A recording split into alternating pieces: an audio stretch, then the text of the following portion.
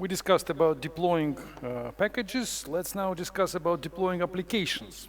Deploying applications is a more complicated stuff, to my knowledge, as far as I can see it.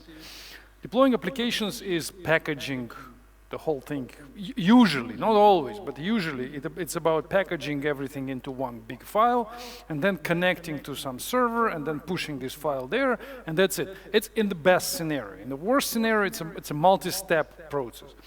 It's not always just uploading a file. Sometimes it's uploading file by file and then making changes to the environment sometimes even deploying changes to the database. We will discuss it all now and see how it happens. So let's start from a very simple, the most simple example, deploying of an application to, deploying of a web application to Heroku. Heroku is the platform in America, in California, owned by Salesforce. It was a startup initially, then it was acquired by Salesforce, and now, in my opinion, it's one of the most stable, most popular platform for applications written in Java, Ruby, Go, JavaScript, many other languages, Python, whatever. It is, they call it platform as a service. So it's a platform which doesn't rent you a server, which doesn't give you a terminal, which doesn't give you an SSH connect, a shell connect to the server. Instead, it only asks you for the source code file, even the source code. They don't even expect you to give them the binary file. They expect you to give them the source code repository, actually to connect your source code repository, your Git repository, to them. And then when you make some changes, you just do git push and everything goes to Heroku. I'll show you now how it works, but conceptually it is probably the highest level of abstraction right now, which we can imagine for the deploying of application. Because on the basic level, on the most primitive level of deploying is renting a server, getting a server in the internet, and then going to this server, installing on this server everything you need, like the database, maybe the Java, you need to install it, you need to install some additional packages for security, for everything, and then you find a way how you can package the product here locally, not locally, but somewhere where the deployment script starts, and then you send over secure copy or whatever, somehow you send your package there, and then it gets deployed, unpackaged there into binaries. I don't know what exactly will happen there, and then it somehow starts. And what was running before somehow shuts down. So how you do it manually, how you do it yourself, that's what we were doing 10 years ago. Now there are platforms who do it for you. And these platforms are called PaaS platform, P-A-A-S, platform as a service. So they provide you all of this functionality out of the box. You pay some extra money for that. Heroku is not cheap at all. For example, Heroku will cost you $0 if you just deploy your software there and it works for as long as it works on the primitive, on the most basic hardware they can provide to you, and they will shut it down every moment they have a chance to do it. So as long as the traffic stops, as long as there's no connections to your server anymore, then they just shut down your application. And then when the connection comes back, then they start it back again. It may be okay for the application which you don't care about so much, you want it just occasionally, but if you want your application to run more or less stable, then you need to pay them a little bit. And this a little bit means about $20, $25 a month, something like that. And that's not cheap at all. If you compare it to the server, like quite powerful server, which is more powerful that they can provide to you for this money, then you will pay, I don't know, $7 a month, maybe $5 a month, but they charge you 25 or something. So they charge you 4 times more than it actually costs. So they make a huge money on us, but they provide the service because you don't need to worry about the stability of your application. All you do is just to write the source code, make the push to them, they make it up and running, and that's that. So if the application is critical, if you want it to really, if you really want it to run, then I suggest that Heroku is a good option.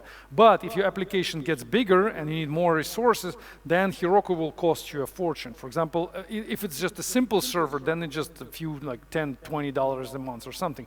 But as long as you get more processor power, more CPU, more RAM, more of this, the hard drive, then it will be just hundreds of dollars every month, which is way more than your own server. So your own server will cost you, if it's a powerful server, you can get it for $100 a month if you just rent a server.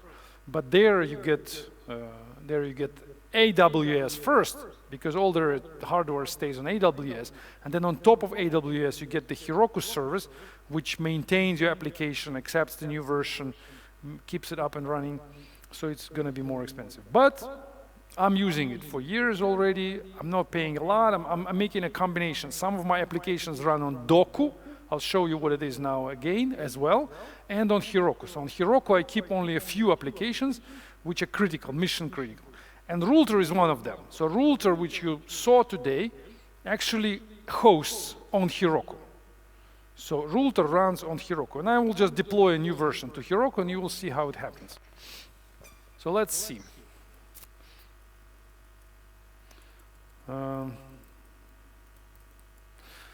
So Rulter have this configuration file. If you see this file, the config file, you see that the origin for the Git, origin stays on GitHub, and we have this Heroku path, which is git heroku.com rulter.exe. In order to deploy something, all I need to do, like in any Git repository, you know that Git may have a number of remotes. So each remote is described like this. This is the remote, which is a GitHub. This is another remote, which is not remote but a local. This is the remote, which is called Heroku. So there are no changes right now, but if I make some change, for example, let's do some change. Let's do something small, very, very small. Okay, maybe we can, let's do pull, because I think there are many changes where they happen because of the renovate, so yeah. So you see they updated the versions, you see, the version update. So all of this stuff happened without me. So the latest push I did was 3 days ago, but after that there was like 1, 2, 3, 4 times the new versions pushed there. So there's a good reason right now to deploy this new version to Heroku.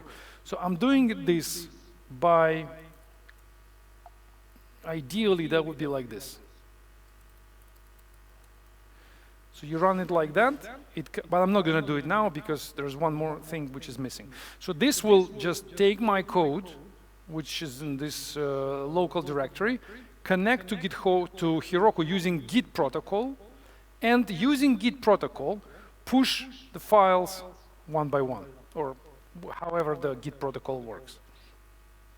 So Heroku actually looks like Git server.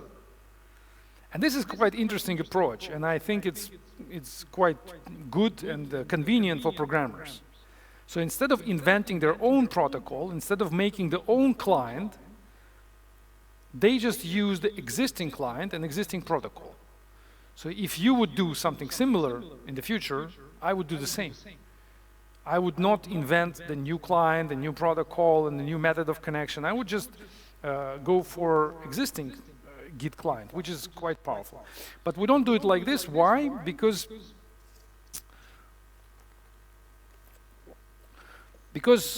I'm not.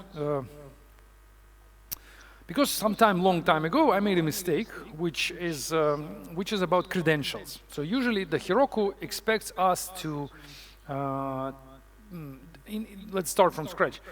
Any application, any web application needs certain credentials, passwords, login information, in order to connect itself to foreign resources. So web app cannot work without the database, for example. So Rulter is using the database, which is Amazon DynamoDB. So in Amazon AWS provides the serverless database called DynamoDB, NoSQL database, which we may discuss sometime later. They have this database. In order to connect, the router, in order to be able to connect to this database, needs to know the password and login to get this connection, to connect. Where do we keep it? So where is the right place to keep this password and login? It has to be a secure place, so we definitely cannot put it into source code. We cannot, let me open the source code so you will see what's going on. So this is the connection. This is the place, if I remember correctly. So this is the place where we make a connection to DynamoDB. Hold on. Yes, there you go. So this is the place where the method, which in production just gets called, and it says connecting DynamoDB, it's a log message. And then it gets the key, there is two parameters which need to exist in order to connect to AWS. It's the key and the secret. So it gets the key from manifests. Manifest, who knows Java, knows that there's a manifests file. Manifests file. This is the manifest file where we specify, certain keys which are used across the application. This is how Java is designed. So that's my router. This is Dynamo key and Dynamo secret. They are not specified here. They're like placeholders here. In the code, the file will be read, and this key will be taken from there, here. Also, the secret will be taken from there. And then the credentials will be created, and using these credentials, blah, blah, blah, this is going to be the connection. The connection will be established. The question is where these credentials are coming from, where these placeholders, who will put these placeholders in here? Who will replace that? The right way, they should come from, there are two possible sources of these secrets. Either from a file or from environment. When Heroku starts my application, when Heroku builds my application, because what will happen when I do this, if I say git push origin or git push Heroku master, then I don't push there the compiled code. I only push there the source code.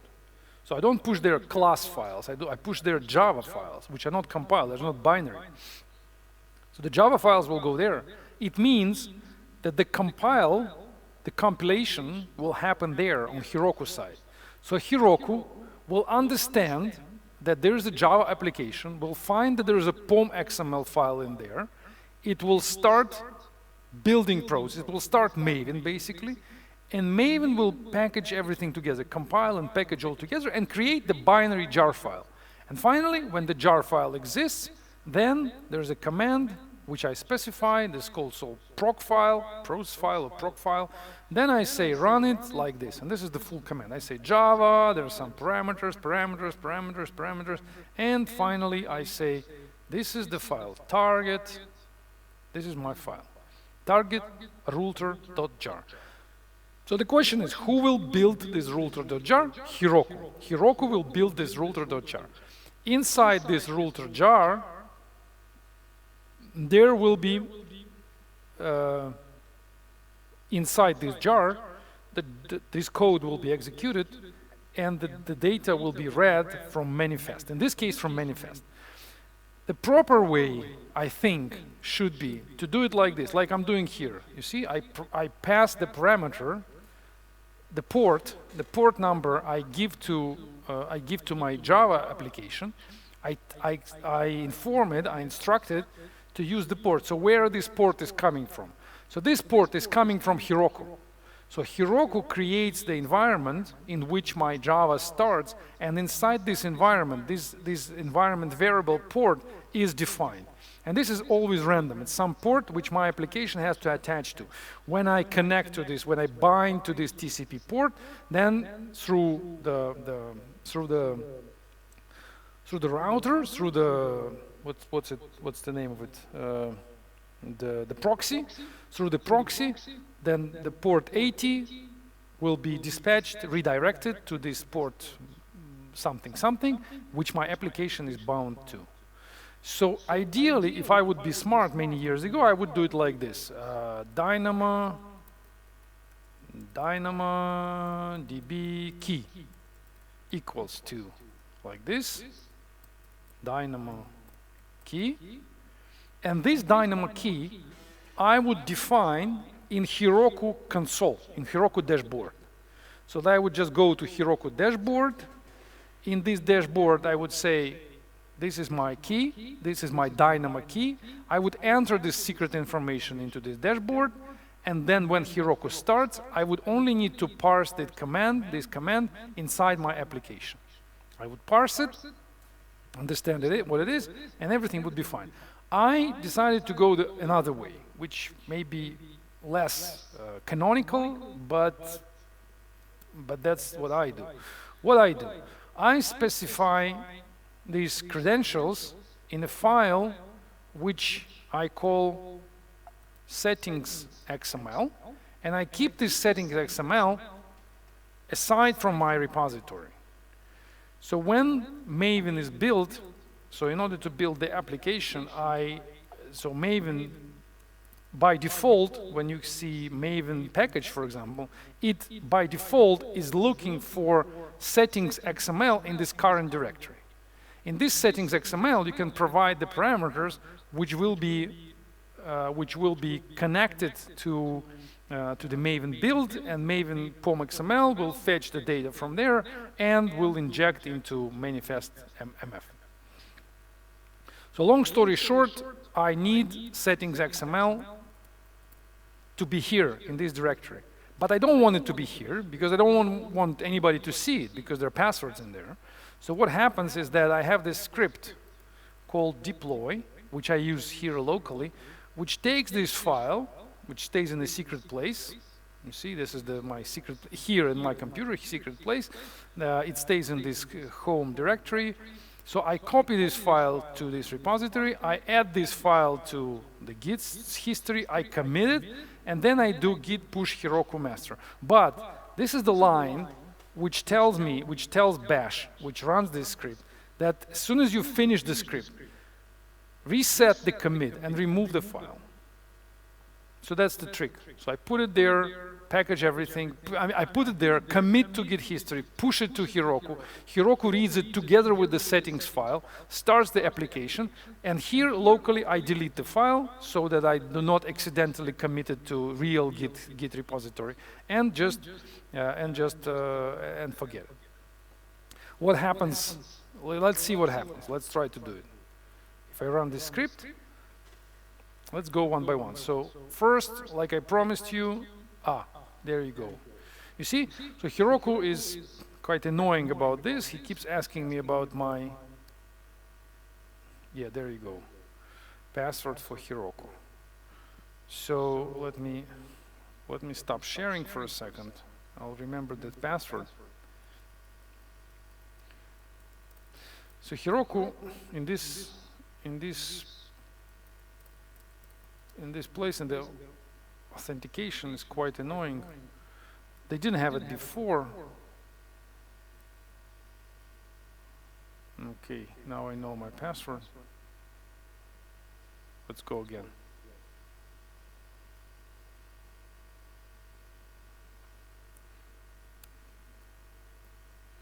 And you see what happens. Like I promised you, we copy settings XML in this folder, then we commit it, and then we continue doing what we're doing. I can even make it more transparent for you. So I put it like this. You see, we do copy, we copy it here, we git add settings, then we commit it, and then you see the trap is right there, and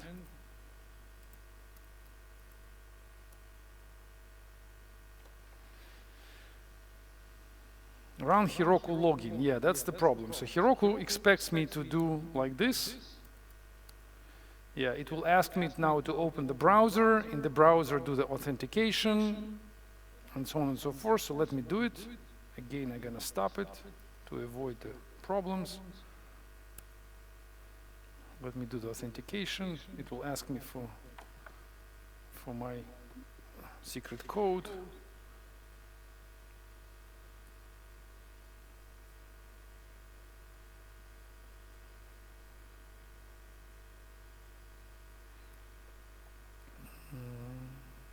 Hold on.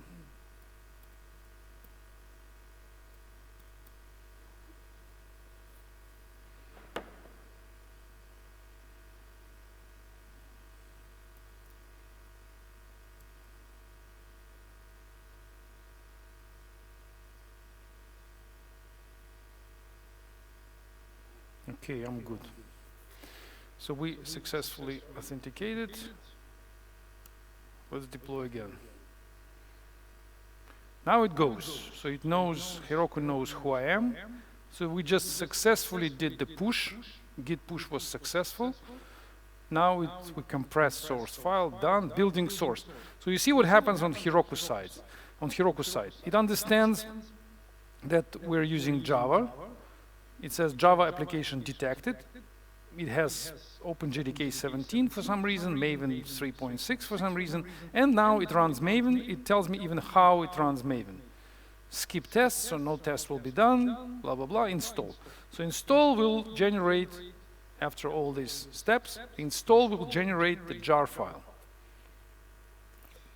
which Heroku will take and will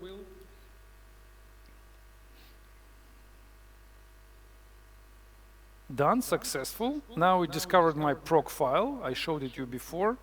So this proc file tells Heroku what to run. Now it's launching. It's already the release 89, so I did it 89 times already, deploying to Heroku. Now it says this is the URL. I can open this, even though I have a special URL, rulter.com, but this one also works. Verifying deploy. Everything is good. And that's it.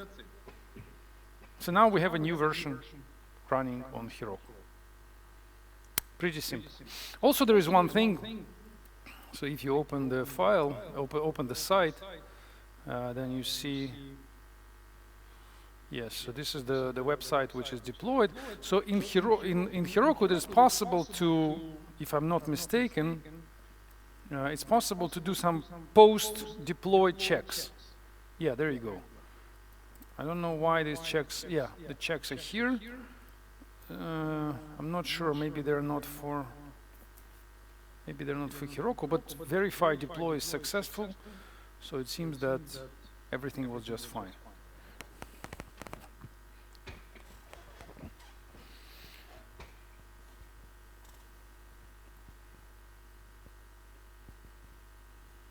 So what is interesting here is that, yeah, I can explain these checks. I don't know why it didn't run the checks, but usually people do the post-deploy checks. Post-deploy means that after the application is, basically, let me explain what happens there on Heroku.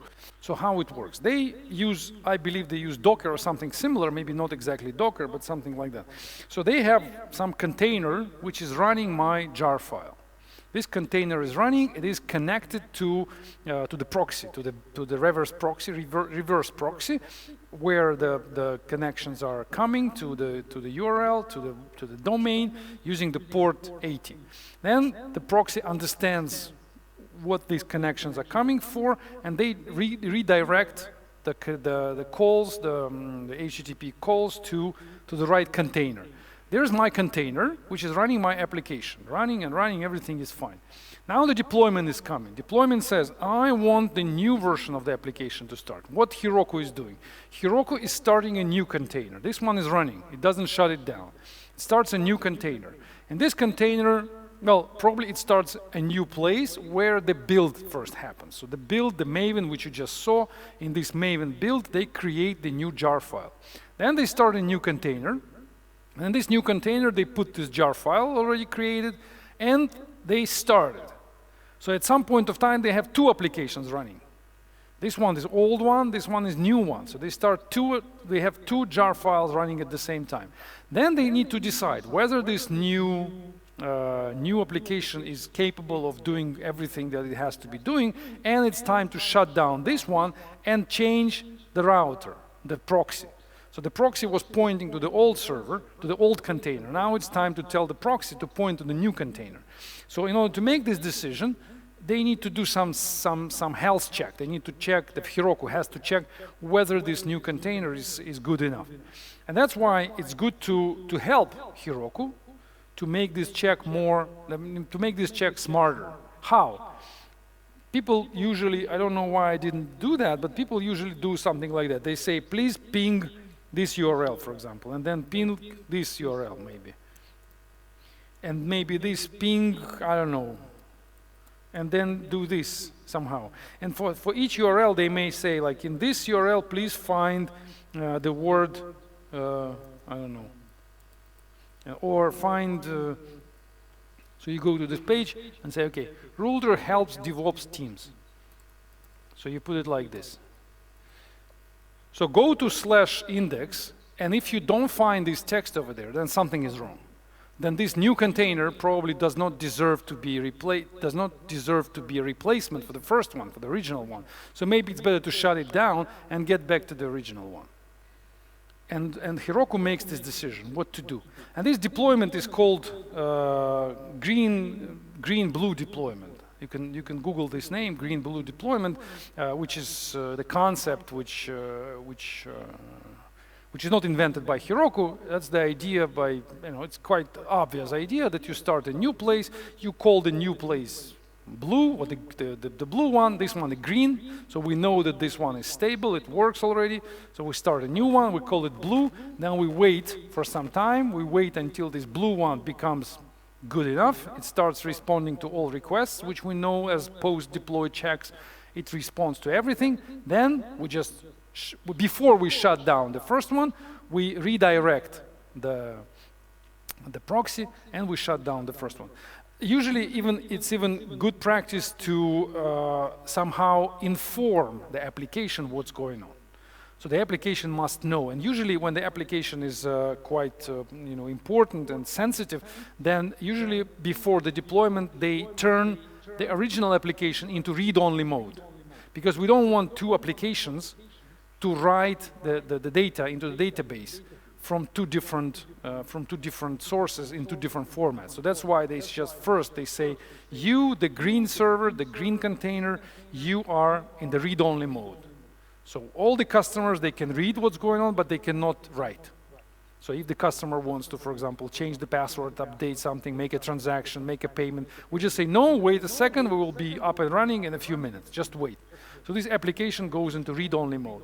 Then we deploy a new application, also in read-only mode. Then we ask this application, please check yourself, are you okay? Everything is fine. The check happens inside the application. It's better to even configure the inner check in the application, to make the application, smart enough to do the self-checking. Not as primitive as this example, like you just check a few URLs, but actually make the special URL here and call it maybe health check. And then there's a special URL, I don't know, just health check. So this is the URL, the connection comes in, the application starts checking inside. Okay, am I okay? Can I connect to the database? Can I see the files? Can I connect to, to some other sources? So just check everything and then says, yeah, everything is fine with me. I did all the checks. It's good. I'm ready to take the traffic. And then we switch the proxy and the traffic goes to the new container and the previous one gets shut down. So that's how you deploy to Heroku. The same way you can deploy a Ruby application. Let me show you another application which is Ruby, which is also possible to go there. 6.9, that's one of my applications. It's in Ruby. The situation is quite similar, but in this case, we will deploy not to Heroku, but to Doku. Doku is a similar, very, very similar platform as Heroku, but open source. So Doku, I'm using it for, I think, 4 years already. It's quite stable. Of course, it's not Heroku. Of course, it's not as good as Heroku. What's the difference is that Doku is an open source alternative, basically a copy, not a copy, but it looks very similar to Heroku, but it's completely open source. So you get your own server, you buy your own server, just a server, then you go to the server using the terminal, configure there everything you need, then you start Doku, configure Doku, start it, and you use it like Heroku, but for free. So you don't pay anything, you only pay for the server. And many features there are exactly the same. Even the client is the same. So you even don't need a special client. You still use the same client which you use. And actually, Heroku, they have a client which you can, for example, here, there's a Heroku. Heroku is a client to Heroku. Heroku is a client which you can use from the command line in order to connect to Heroku and understand what's going on. By the way, Heroku, this client is written in Ruby, which is, so like, for example, one of the commands, Heroku logs, So logs minus T will show everything what's going on with the application there. You see? The traffic is coming. So they show you how the traffic is coming, what the application is doing. The traffic is coming because we are staying here. So I can close the page. You see, it says routine, start processing talks. It does all the processing of everything. So the log is right there. I can see it from the console. I can restart the application. I can say Heroku PS restart. And it will just shut down the Java application and start it again. You can see in the logs.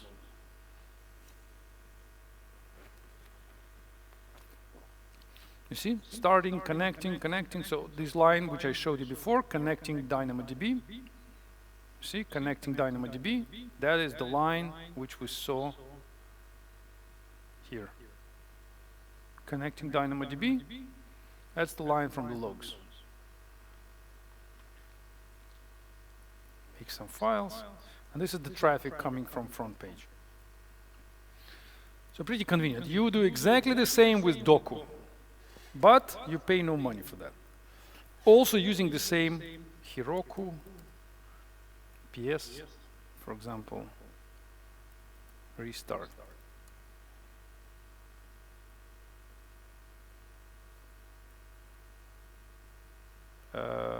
No, I'm lying. The client is called Doku. But I think it's very similar.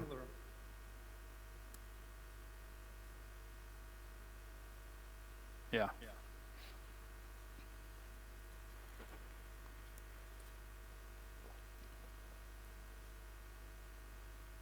If it will restart, I hope it will. Yeah, it did. All successful. So this is the client for Doku. Okay, it's not exactly the same client, it's a different client. So Heroku is a client for Heroku, and Doku is a client for Doku. That's the log. Log is more, you see, more advanced than in the case of Heroku. Remember how Heroku restarted it? Restart just gave us a very simple answer. Yes, we did. Bye-bye. Maybe we can do it more with more verbosity if we ask for it. Where is it? We've lost it already. Okay, here it's more, the output is more detailed, and we can even understand what happened here. So you see when I restart the already running application, it says pre-flight, so it's deploying. Yeah, so that's what, it just created the new container. It tries to understand whether this container name is web1, so they try to check whether it's alive, so it checks this URL, robots.xt, and tries to find this name there. It found it, then it says, okay, attempt one is okay, all checks successful. Now it starts, it says, okay, gets the output from this container, deploying cron, some configuration, reconnecting the route, the proxy, setting proxy timeout. This is the proxy, they use Nginx. So Nginx, you probably know about this proxy, it's a quite popular reverse proxy, reloading Nginx. So they restarted Nginx because they changed the configuration. They found the previous container, the previously running container. They renamed the container previously running to something else, renaming. So they don't say they deleted the previous container, but I can assume that they deleted it. Shutting down old containers in 60 seconds, you see? So that's exactly how it works. They shut down the old containers, they rename the card, this was the, I think it's the previously running container, okay, they renamed it to something. So they switch the containers.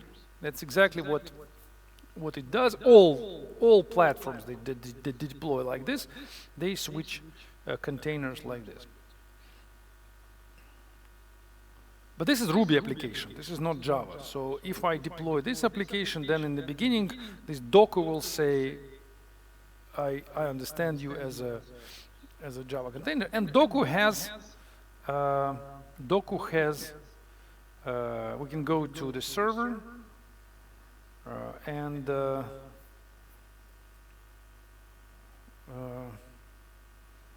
yeah, maybe going to the server is not really a secure task right now, but if I go to the server, then in the server I can run the commands right there, configuring this Docker setup. I can create a new application, I can delete the new application, I can configure SSL there, the certificates, I can configure the proxy.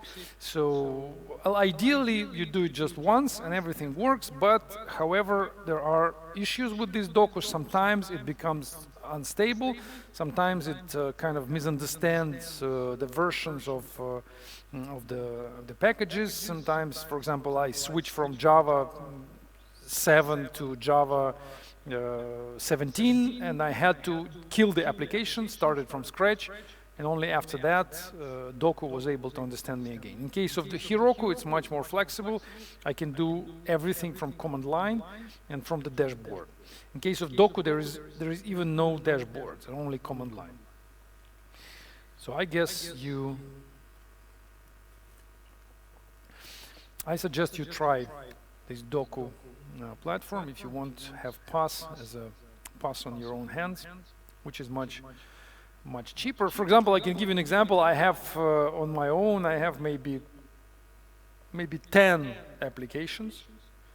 10 web applications. In case of Heroku, I would pay, and I did pay, it was probably a few years ago, when I switched from Heroku to Docker, so I was paying about maybe $350 a month, which is a lot. When I switched to Docker, I am paying $70 a month for the server, and that's it. So you see the difference. Exactly the same applications, exactly the same service. So I was paying 5 times more than I can pay now. But of course, I need to be the administrator of the server. So if something goes wrong, there's nobody to blame. I just go to the server, I see what's going on, I try to fix it, I need to understand how it works.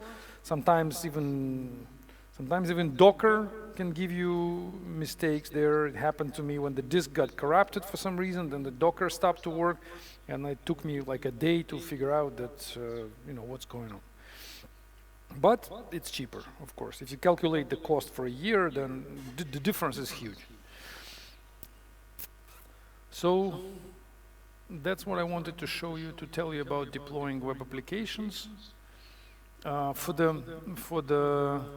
you look at this, on this application, proc file is much shorter, but still the same logic. Here, I start the bundle, P the port. Yeah, that would be more reasonable.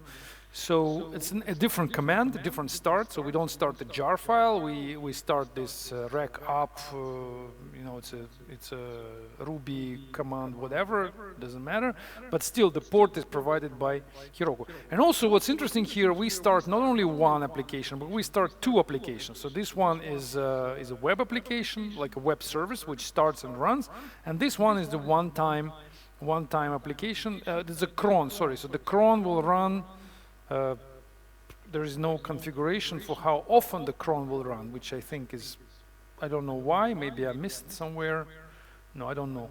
But this one will be routine execution of this command. So this one goes, just starts and runs. This one goes routine. This is just an information for the Docker. So again, take a look, remember that this PaaS service is different from having a server. Even in case of a Docker, I don't, on the level of the application, I don't configure the server here. I only configure the service, the application. I say, I need this application called web to run. And this is how you start it. So I don't say, start the server, start the container, connect the proxy, configure the HTTP traffic there. Nothing like that. I just say, run the application with the port and let it bind to the TCP port and listen on this port. That's it. And many people misunderstand this difference. Many people believe that it's the same. But basically, we will talk about this after the break again, but this is called serverless architecture. It's a very popular term right now, serverless. It doesn't mean that we don't have a server. It doesn't mean that we don't have a machine. Of course, we have servers there. But on our level, we don't care about where is the server and what's the IP address of the server.